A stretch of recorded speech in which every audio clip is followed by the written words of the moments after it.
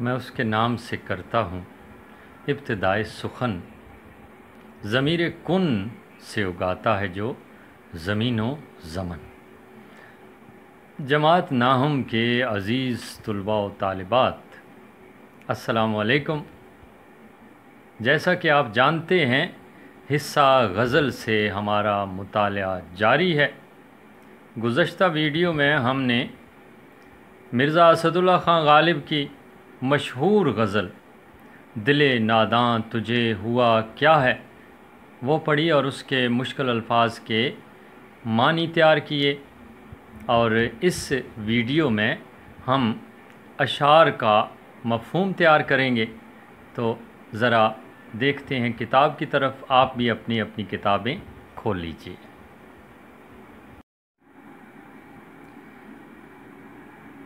طلباء و طالبات، یہ آپ کی غزل ہے مرزا اسد اللہ خان غالب کی۔ شروع کرتے ہیں۔ دل ناداں تجھے ہوا کیا ہے، آخر اس درد کی دوا کیا ہے، کہ اے میرے ناسمجھ دل تجھے کیا ہوا ہے، اور تجھے جو تکلیف ہے اس کی دوا کیا ہے، اس کا علاج کیا ہے۔ ہم ہیں مشتاق اور وہ بیزار، یا الہی یہ ماجرا کیا ہے۔ اے پروردگار ہم تو ملاقات کا شوق رکھتے ہیں، اور ہمارا محبوب ہم سے ناراض رہتا ہے، ہم سے تنگ رہتا ہے۔ آخر یہ کہانی کیا ہے، قصہ کیا ہے۔ میں بھی منہ میں زبان رکھتا ہوں، کاش پوچھو کہ مدعا کیا ہے۔ میں بھی عام انسانوں کی طرح بول سکتا ہوں۔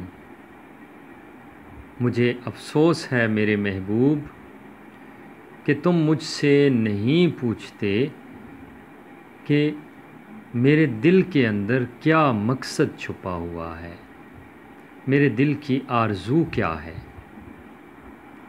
ہم کو ان سے وفا کی ہے امید، جو نہیں جانتے وفا کیا ہے۔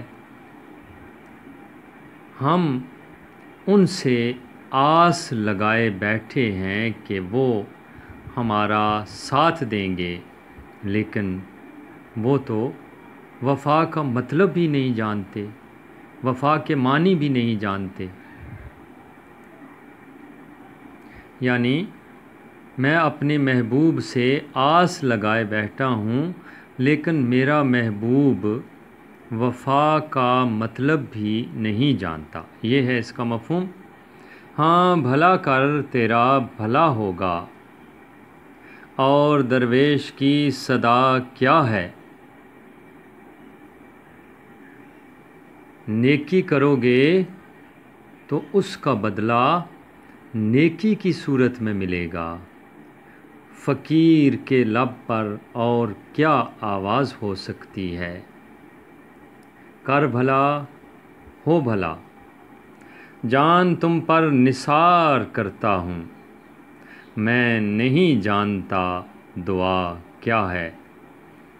اے میرے محبوب میں اپنی جان تم پر قربان کرنے کے لیے تیار ہوں، میں دعا کے بارے میں نہیں جانتا کہ دعا کیا ہوتی ہے۔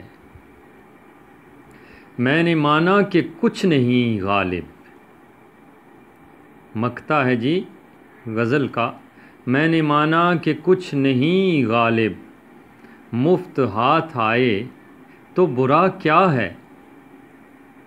میں اس بات کو مانتا ہوں اور دل سے تسلیم کرتا ہوں کہ غالب کچھ بھی نہیں ہے، یعنی میں کچھ بھی نہیں ہوں، لیکن میں اگر مفت میں مل جاؤں، یا غالب اگر مفت میں مل جائے تو اس میں برائی کیا ہے۔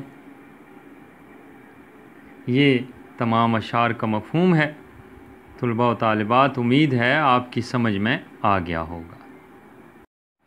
عزیز طلباء و طالبات، آج ہم نے اس غزل کا مفہوم پڑھا ہے۔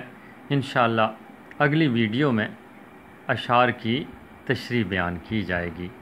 تب تک کے لیے آپ کا معلم ممتاز گوندل آپ سے اجازت چاہتا ہے۔ اللہ نگہبان۔